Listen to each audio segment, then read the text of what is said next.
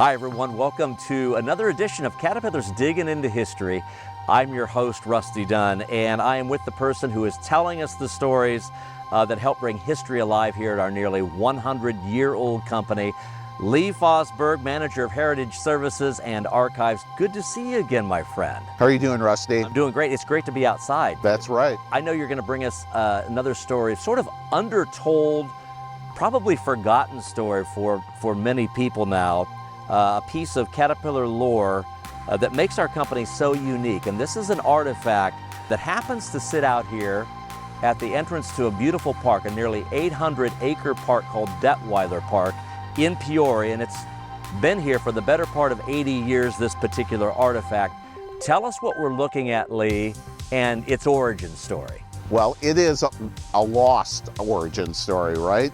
I think a lot of people don't even know about this, but if you live in the city of Peoria, right, you've driven by this, maybe hundreds of times. And, it's kind of an analogy, right, of our move from being purely a California company to not just moving to Peoria, Illinois, but really creating a global product that's across the world. So it is a section of a redwood log taken from Northern California. It would be, correct me if I'm wrong, 1,500 years old approximately. That's right. This section weighs about 28 tons. It's over 8 feet wide, 24 feet long.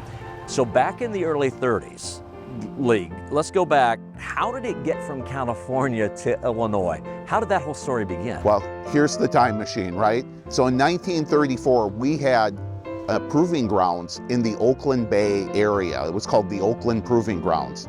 And they moved this log, believe it or not, by rail, right? You didn't have a lot of transportation options in 1934.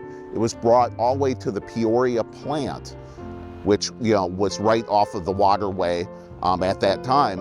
And then it was brought to our proving grounds through Caterpillar equipment. And the reason was this piece was actually used to test products, the endurance of our products during that time. So they just take this section and do different things with it depending on what the machine is on behalf of, to show customers. That's right. And part of the reason I say this also tells a worldwide story, we were making machines that were involved, which we still do, in a certain way today, in the forest industry. And a lot of these products were used anywhere from Africa, not in California or Canada, kind of everywhere across the world.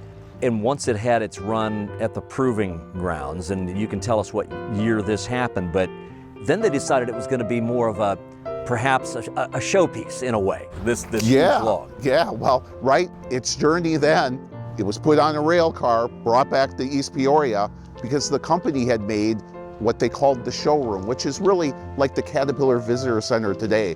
And it was put upright. We have some great pictures of this being kind of hoisted upright and in front of the front door. So you had all these great shots of customers coming into town or employees going to the showroom, and this log was always greeting them as they came through. That's amazing. So what sort of a run did the Showroom have? How long did that go on before it begins its next year? Yeah, so it ran all the way from the 30s, and then when World War II happened, every, you would say, area of the plant was needed for war production, which also included the showroom. So really by the time that the war ended in the late 40s, it needed a new home. And so where was that new home? It was moved again here to Detweiler Park.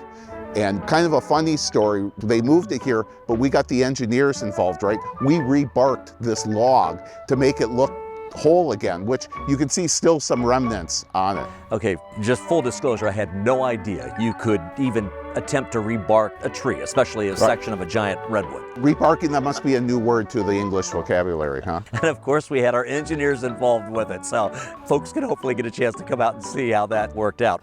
Basically, the log's journey took it here, and I know it was sort of everybody knew about it back then, but to your point, it's sort of become a bit of a forgotten story. But the metaphor is great, though, in terms of the company's journey from out west to Middle America, Central Illinois. Very symbolic in terms of the log sitting here. Absolutely. That is excellent. It may be a little bit weathered.